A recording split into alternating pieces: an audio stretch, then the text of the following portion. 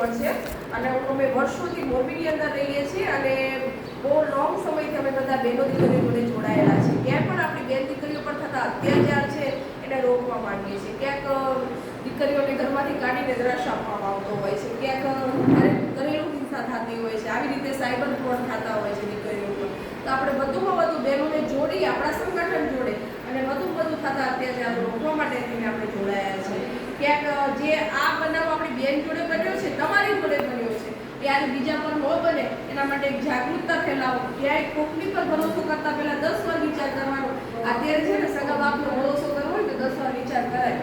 અને આટલા એજ્યુકેશન આટલા મસ્ત એરિયામાં તમે રહ્યો છો તો તમે આટલો બધો વિચાર કર્યા વગર તમે જો જોડાઈ ગયા છો આની અંદર કે તમે એકવાર વિચાર કર્યો કે તમે આ વસ્તુ કેમ કરી, કારણ કે તમને ટ્રસ્ટફુલ હતો કે આપણા બેન આપણને, પણ એને નહોતી ખબર કે પાછળ એની જોડે શું થવાનું છે. બરાબર?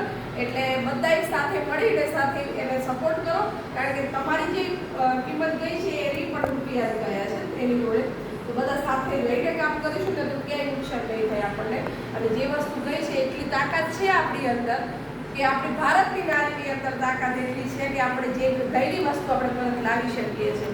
કારણ કે હરેક ધર્મની અંદર હરેક એક આપણી માતાઓ બની ગયેલી છે કે આપણી અંદર તો નવદુર્ગાઓ બેઠેલી જ છે. મુસ્લિમમાં આપણા બીબી ફાતિમા બેઠેલા છે કે જે એની અંદર એક પાવર એ હતો. અમારી અંદર માતા બેઠા ગુજરી માતા હતા કે જે શીખ ધર્મની અંદર હતા. કે કોઈ પણ ધર્મની અંદર જાઓ કે એક સ્ત્રી છે એની અંદર એક ખોરાક છે.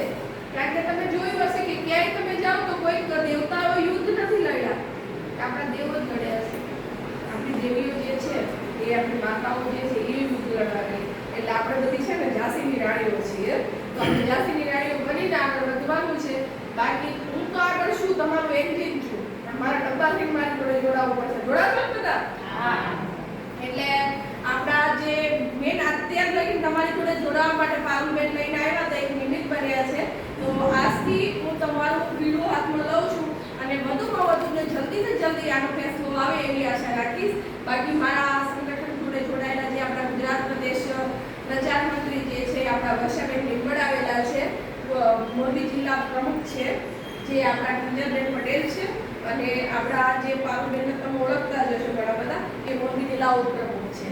તો અને વધુમાં વધુ તમે પણ એક અમારા સંગઠન જોડે જોડાવો એવી આશા રાખું છું. આની અંદર કોઈ પણ રૂપિયો તમારે જોડવાનો નથી, કોઈ પણ વસ્તુ નથી, પણ એક છે કે ક્યાંય પણ તમારી ને બીજા કોઈની બેન દીકરી ક્યાંય હેરાન થાય છે તો તમે અમારી જાણ કરી શકો છો. મારો નંબર છે એ નોટ કરી લેજો. ક્યાંય પણ દીકરી સાસરેથી પાછી આવી છે તો આપણે છે ને જોડવામાં માનીએ છીએ, તોડવામાં નથી માનતા. પછી નો છૂટકે આપણે તોડીએ છીએ, પણ પહેલા તો જોડી રાખવું કે ભાઈ રહી શકે છે. એટલે નારી તો નારાયણની નિશાન પૂરી પાડીએ છીએ આપણે. અને વધુમાં વધુ આગળ વધો અને જે પણ આપણે શપથવિધિ કરવાની છે કે બહેનો ખાસ કરીને ઘરેલું હિંસા જે આપણે લેતી હોય છે કે ઘરની અંદર નાના મોટા કજિયા થાય ને તો થેલા પકડીને હાલો આપણે ઘરે જતા રહીએ બાપના ઘરે. તો બાપે શું આપણે બધેથી ખાધી છે, તમને પરણાઈ દીધા, તમને આટલા ખર્ચા કર્યા, તો દીકરીઓનું ઘર નથી બાંધવા. આજે 80% 70% દીકરીઓના વાંક આવે છે. તમે કેસ સોર્ટ આઉટ કરવા જાઉં છું તો દીકરીઓના વાંક. તો મારી દીકરીઓનું એટલું જ કહેવા માંગીશ કે ક્યાંય ને ક્યાંય છે ને તમે સમજૂતી કરીને આપણા જિંદગી ગુજારવાની ટાઈમ કાઢો. કારણ કે જિંદગીમાં તમે જો સાથી એકથી એક બે થઈને તમે ચાલશો ને જીવનસાથી તમને એક આપણા સાથે પ્રેરણાદાયી લાગશે.